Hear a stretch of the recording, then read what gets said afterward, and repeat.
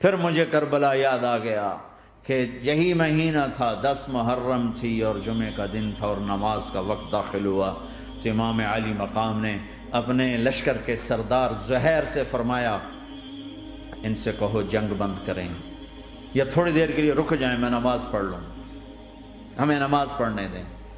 تو زہیر نے گھوڑا آگے بڑھا کر کہا شمر سے تھوڑی مہلت دو، ہم نماز پڑھ لیں، پھر تم نے جو مرضی کرنا ہے، نماز تو پڑھنے دو۔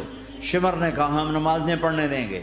ایک اور کوفی کھڑا تھا، اس کا نام حسین بن نمیر، انہوں نے کہا تمہاری نماز ہوتی ہی نہیں۔ انہوں نے کہا لعنت ہے تم پر، جس گھر کی طفیل نماز ملی ان کی نہیں ہوتی۔ تو انہوں نے واپس آ کر عرض کی حضور وہ نماز پڑھنے کے لیے جنگ نہیں روکیں گے۔ کہا اچھا پھر ہم نماز تو نہیں چھوڑ سکتے، میرے رب کی قسم اگر حسین نماز نہ پڑھتے تو انہیں کوئی فرق نہ پڑتا، لیکن ایک فرق پڑتا کہ پھر پیغام ادھورا جاتا، میسج ادھورا جاتا، اور میسج یہ دینا تھا کہ زیر خنجر بھی یہ پیغام سنایا ہم نے کہ ہم نے تلوار کی دھاروں کے نیچے بھی سر جھکانا ہے، اور ہم نے تڑپتے جسموں کے ساتھ بھی سجدہ کرنا ہے، اور ہم نے زخمی جسموں کے ساتھ بھی اللہ کے سامنے رکوع کرنا ہے، اور ہم نے خون آلود جسموں کے ساتھ بھی رب کے سامنے کھڑے ہو کے آنے والی نسلوں کو پیغام دینا ہے کہ نماز وہ ہے جسے اس وقت میں بھی نہیں چھوڑا جا سکتا، تاکہ کوئی یہ کہہ نہ سکے میں کیسے پڑھتا، میری جاب تھی میں کیسے پڑھتا، میری آنکھ نہیں کھلتی میں کیسے پڑھتا، میری عادت نہیں۔ اللہ کی قسم یہ جنتی نہیں تھے، جنت کے سردار تھے، صرف جنتی نہیں تھے، جنت کے سردار تھے، صرف جنتی نہیں جنت کے سردار۔ اور یہ سرداری کب ملی؟ محنت کے بعد نہیں، پہلے ہی ابھی ماں کا دودھ نہیں چھوٹا تھا کہ میرے نبی نے فرمایا حسن حسین جنت کے نوجوانوں کے سردار ہیں، اور ایسا پیار تھا کہ دونوں کو عرب سردار بچہ اٹھانا اپنی ذلت سمجھتے تھے، بچے نہیں اٹھاتے تھے، سب کے سامنے پیار نہیں کرتے تھے، لیکن آپ حسن حسین کو یہاں اٹھاتے، پھر یہاں ہی نہیں اٹھاتے تھے، یہاں کندھوں پہ بٹھاتے، یہاں۔ اور ایک عرب بدو حیران ہو کے دیکھ لیں یا رسول اللہ یہ آپ کیا کر رہے ہیں؟ مطلب یہ کتنی عیب کی بات ہے کہ آپ جیسا سردار اور یہاں بچوں کو بٹھایا ہوا ہے۔ کہنے کا آپ ان سے بہت پیار کرتے ہیں؟ کہا ہاں میں ان سے بہت پیار کرتا ہوں، اور صرف میں نہیں کرتا، اللہ بھی ان سے پیار کرتا ہے۔ اور بتاؤں جو ان سے پیار کریں گے اللہ ان سے بھی پیار کرے گا، جو ان سے محبت کریں گے اللہ ان سے بھی محبت کرے گا، اللہ بھی ان سے محبت کرے۔ پھر ہم نے دعا مانگی یا اللہ جو ان سے پیار کرے تو ان سے پیار کر، جو ان سے بغض رکھے تو ان سے بغض رکھ۔ حضرت حسن سر سے لے کر کمر تک اللہ کے نبی کی 100% کاپی تھی، چہرہ یہ آدھا حصہ اوپر والا نبی کے مشابہ، یہاں سے نیچے پاؤں تک علی کے مشابہ، باپ کے مشابہ۔ حسین اس کا الٹ، سر سے لے کر کمر تک علی کے مشابہ، کمر سے لے کر پاؤں تک اللہ کے نبی کے مشابہ۔ اس مشابہت پر ہمارے نبی کہا کرتے تھے حسن میرا بیٹا ہے، حسین علی کا بیٹا ہے۔ ہائے ہائے کیا کیا لاڈ لڈائے اور کیا لوگوں نے کر دیا ان کے ساتھ۔ نماز جیسے عظیم عمل میں، نماز جیسے آپ رکوع میں ہوتے تو حسن آ کر نہ پاؤں میں گھس جاتے تھے، یہاں سے نکلتے ادھر، یہاں سے نکلتے یوں۔ سجدے میں جاتے تو کمر پہ بیٹھ جاتے تھے، فرض نماز کا سجدہ۔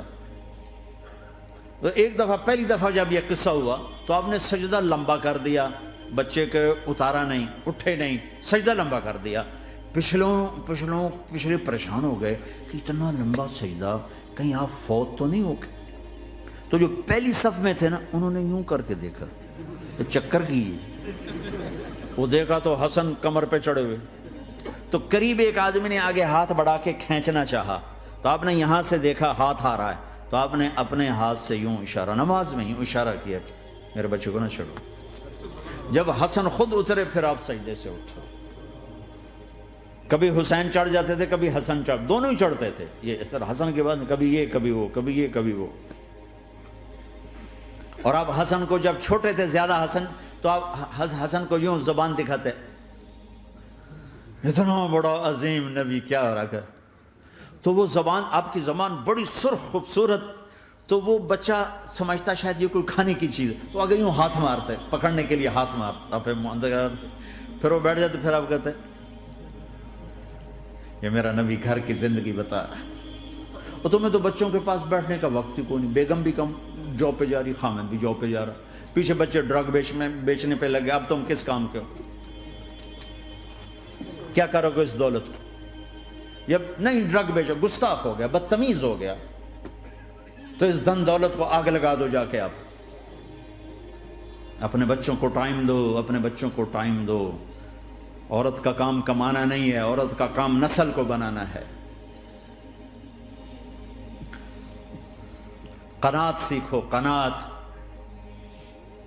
تو آسانی سے مینج ہو جائے گا، قناعت نہیں تو پھر تو دنیا کے بادشاہ کی بھی ہوس پوری نہیں ہو سکتی۔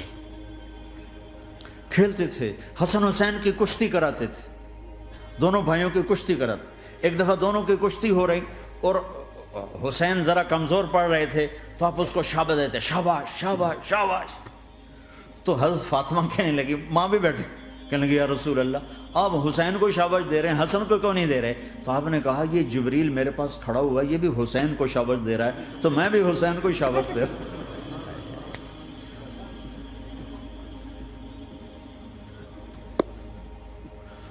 ایسی ہستیاں،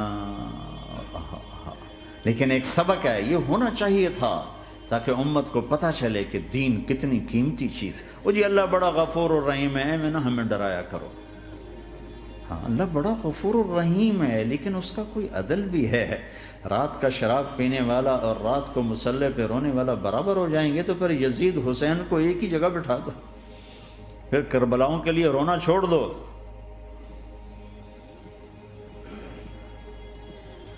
رات کو ناچنے والی، رات کو رونے والی برابر ہو جائیں گے، سود کھانے والا، حلال کھانے والا برابر ہو جائیں گے، شراب بیچنے والا اور مزدوری کرنے والا برابر ہو جائیں گے، جھوٹ بولنے والا، سچ بولنے والا برابر ہو جائیں گے۔ افنجعل المسلمین کالمجرمین ما لکم کیف تحکمون ام لکم کتاب فیہ تدرسون۔ اس سے زیادہ واضح کیا بتاؤں کہ میرا رب کہتا ہے کون سی کتاب میں لکھا ہوا ہے کہ ماننے والا نہ ماننے والا برابر کر دوں گا؟ کون سی کتاب میں؟ اللہ کو یہ کہنا پڑ رہا ہے ام لکم کتاب فیہ تدرسون، کس کتاب میں یہ لکھا ہوا ہے؟ ام نجعل المتقین کالفجار، ایک بدماش اور ایک فرمانبردار کو برابر کر دوں؟ کہاں لکھا ہوا ہے؟ ایسی ہستیاں،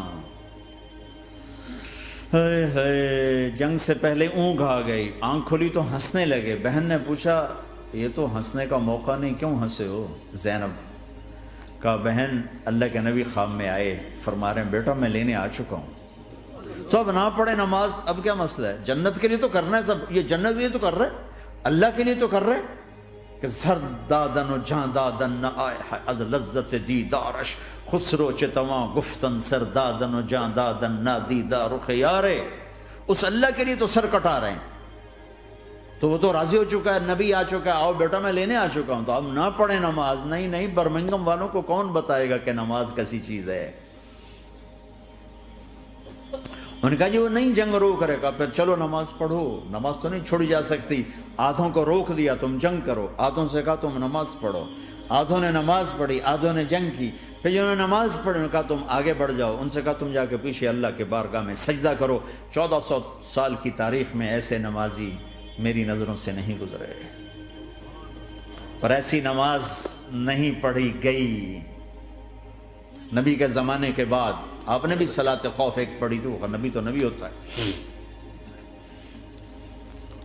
اور کیا ان کا حال تھا، خون و خون، اپنے خون سے وضو کیے یا کربلا کی مٹی سے تیمم کیے؟ جب سجدوں میں سر رکھ کے سبحان ربی الاعلی کہا ہوگا تو دھرتی میں کیا ہلچل مچی ہوگی۔ نماز نہ چھوڑا، نماز نہ چھوڑنا، کوئی عورت نہ کوئی مرد، نماز نہ چھوٹے۔